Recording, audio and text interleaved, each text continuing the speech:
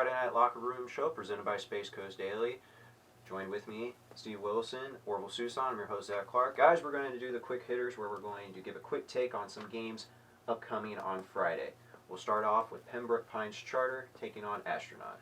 Pembroke Pines has not won a ball game this year. They're 0-8. Astronaut War Eagles are 4-4. Pembroke Pines has scored 15 points this year and given up 412. That's an average of 51 and a half points per ball game. Very quick, short hitter here. Astronaut wins this ball game. Enough said. Steve? Hey, if it's a softball game, I'm going with Pembroke Pines Charter. But it's a football game. I think the War Eagles are going to rebound nicely from their loss to Cocoa.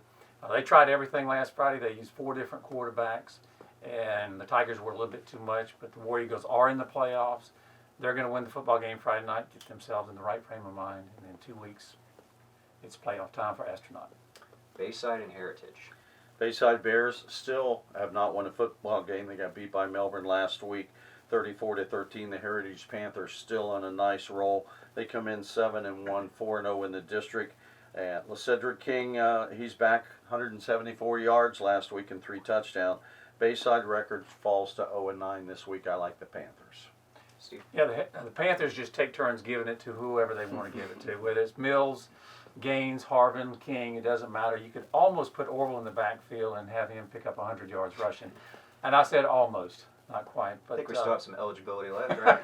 About a half a year, yeah. I got the rest of this season. I could do the playoffs. There you go. And the Bears, they found some offense a couple of weeks ago against Okeechobee. Couldn't find it against the Bulldogs last week.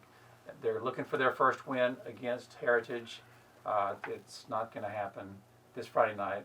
They're looking for their first win against Heritage of the year, but Heritage is just too strong this year. Newly crowned Cocoa Tigers, the district champs, host Atlantic.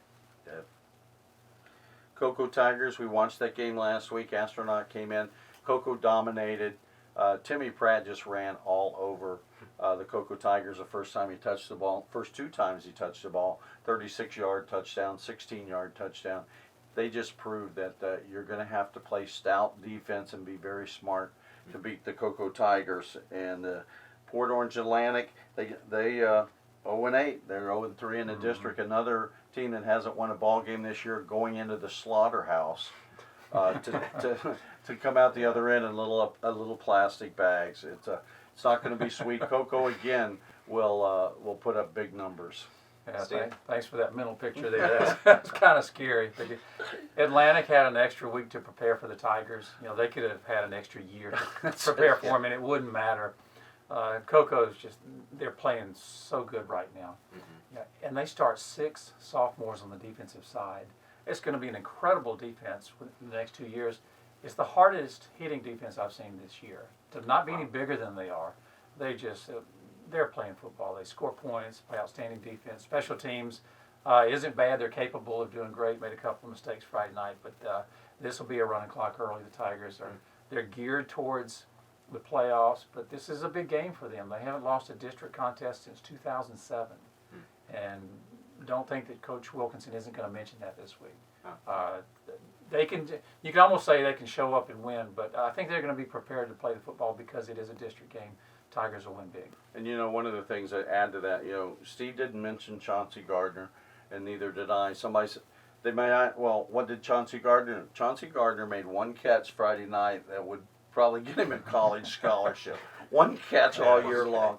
I mean, it was just an incredible touchdown catch. But Coco's going to roll. I mean, they're hitting on all cylinders, and John Wilkinson's got them in the frame of mind that they can beat anybody. O'Galley Commodores head to Sebastian River. Orville? This could be and should be a good football game. 4-4. O'Galley Commodores are 4-4, 1-3 in the district. Sebastian River 5-2. I like Bobby Holloway still pushing his defensive side of the ball to stop everybody. They scored 50-some points last week and lost. So, their defense wasn't very good, the other week, or scored 45 points and lost. But Jalen Schillen had a nice night for the O'Galley Commodores, 20 carries for 174 yards and a touchdown.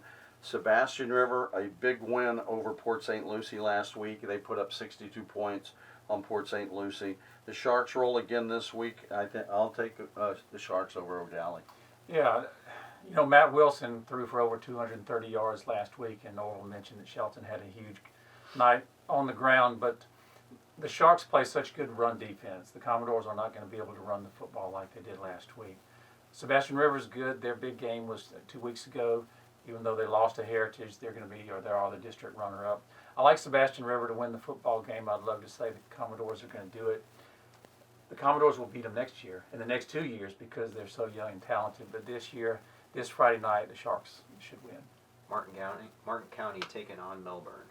We saw Martin County and Vieira play, excuse me, and that was probably one of the best football games that we've got to cover all year long. But Martin County gave Vieira all they wanted, and 2 weeks ago, and that was the Friday night locker room game of the week. They lost to the Hawks 17-14. The Melbourne Bulldogs won their first game of the season last Friday night, beating Bayside 34-13.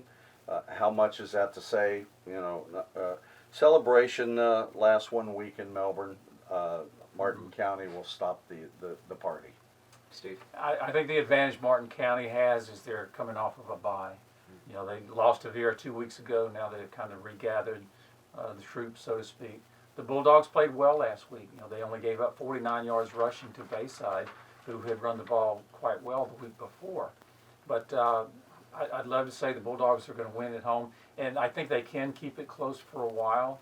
Martin County, I don't think will score a lot of points, but I think they'll score enough to win the football game. Rockledge at Merritt Island.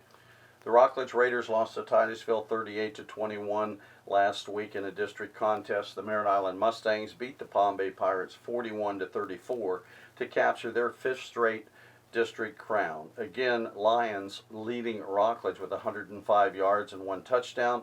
Mitchell ran for 173 yards. Merritt Island played 4 quarters of football against the Palm Bay Pirates, and that's all it took for them to get the win, and I'll take the Mustangs again this week. Steve? Yeah, the Mustangs haven't lost since early September when Vieira beat them in a close game, but Merritt Island seems to be clicking on all cylinders, and like Orville mentioned, they don't lose district contests. They just somehow or another find a way to win the games, whether it's Batch throwing the football, Pratt running the football, Denneberg kicking a field goal. They seem to do it all. We've talked all year long about the Raiders, an up-and-coming team. It's a team you're not going to want to play in a couple of years because Mitchell is just going to be a monster by the time he's finished. He's only a 9th grader right now. I like the Mustangs in this game Friday night. If it was a baseball game, it'd be a great game. I'd hate to, you could almost flip a coin because Rockledge and Merritt Island historically have 2 of the top baseball teams on the Space Coast. But this is a football game, and I think this year, right now, the Mustangs are a better team. Satellite at Palm Bay. Satellite Scorpions with 1 win this year. They lost to Space Coast last week 24-0. Palm Bay dropped a heartbreaker to Merritt Island 41-34. The Mustangs have done very well against the Pirates in Brevard County the last few years. Palm Bay will take their loss from Merritt Island out on the Satellite Scorpions this week. I like the Pirates big. Yeah, sometimes there's years that teams just can't put it together for whatever reason, and that's what Satellite's going through this year. Palm Bay, don't take the fact that they lost Friday night to Merritt Island, don't think, what's wrong with Palm Bay or they're off. Palm Bay is a very good football team. They're going to win big Friday night when they play the Scorps. Warner Christian at Cocoa Beach. Warner Christian coming in 2-6, 1-1 in the district. Cocoa Beach, another team with only 1 win this year. Warner Christian lost to Taylor High last week 38-14, while Cocoa lost to Father Lopez 35-14. I like Warner Christian this week. Steve? We haven't picked the Minutemen too many times this year to win games. They beat Orangewood Christian at the very beginning of the season that we covered. But I like the Minutemen this weekend. Warner Christian is not the same team they were a few years ago when they were one of the state powers in the smaller classification.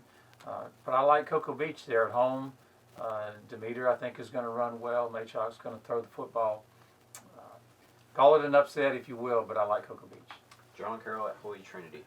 This will be the exciting game that everybody, I think, especially in the small school and the private school area around the state, will be looking at. John Carroll 1-0 in the district. Holy Trinity 1-0 in the district. This is only a 3-team district, but both of these teams have beaten Melbourne Central Catholic, who is always in the district running in the district for a district spot. So this is a big time game. John Carroll and Holy Trinity both lost last week, but I like what Nate Hooks is doing at Holy Trinity, and I think they're going to get rewarded with the big upset. I may call it an upset over John Carroll. I like Holy Trinity this week. Yeah, I would call it a huge upset if the Tigers win. I think John Carroll's that good. They lost to Clearwater Central Catholic last Friday, one of the best teams in the state in 3A, if not the best team. They're awful close to it. John Carroll, very balanced offensively, has passed for over 1,300 yards this year, has run for over 1,000 yards. I love what Nate Hooks has done in the Tigers, but I just don't see any way that they can compete with John Carroll this week. Much as I hate to say it, I think it's going to be pretty one-sided, and John Carroll's going to win the district. Holy Trinity, if they come up short, they'll travel to Clearwater in the first round of playoffs against a team that dominated John Carroll last week. But John Carroll's good. They're really good, and I'm afraid they're going to take it out on the Tigers this week. Champagnat Catholic taking on MCC. Champagnat coming in with a 3-6 record, 1-2 in Class 2A. Melbourne Central Catholic 4-4, 0-2 in Class 3A. The Lions lost to Gulliver Prep last week, 24-6, while MCC had a bye, which would give the Hustlers time to get their walking wounded healed up. I like the Hustlers this week. Steve? Yeah, I do too. They don't have anything to play for as far as the playoffs are concerned, but Coach Riazzi gets the kids to play. He loves coaching the kids, and they love playing for him. And I think it's going to show Friday night. The extra week of rest is going to help them. MCC, I think, will win the football game. And then a game on Thursday night, St. Edward's at Merritt Island Christian. St. Edward's, very quiet team this year, 2-5. Merritt Island Christian actually 3-5. St. Edward's lost to Orlando Christian 48-38 last week.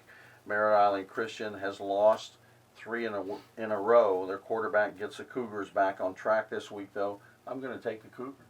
The thing that concerns me about this is St. Edward's ability to run the football. They've rushed for over 1,300 yards this year. They can move the ball on the ground, eats up clock, rest the defense. I'd love to say the Cougars are going to win on Thursday night, but I think St. Edward's is just going to be a little bit too strong. Don't get them confused. They're not the same St. Edward's that Cocoa played earlier in the year, but it's still a pretty good little football team, and I think they probably have just enough athletes to beat the Cougars. Unfortunately, I'll pull for the Cougars, but I don't see them winning Thursday night.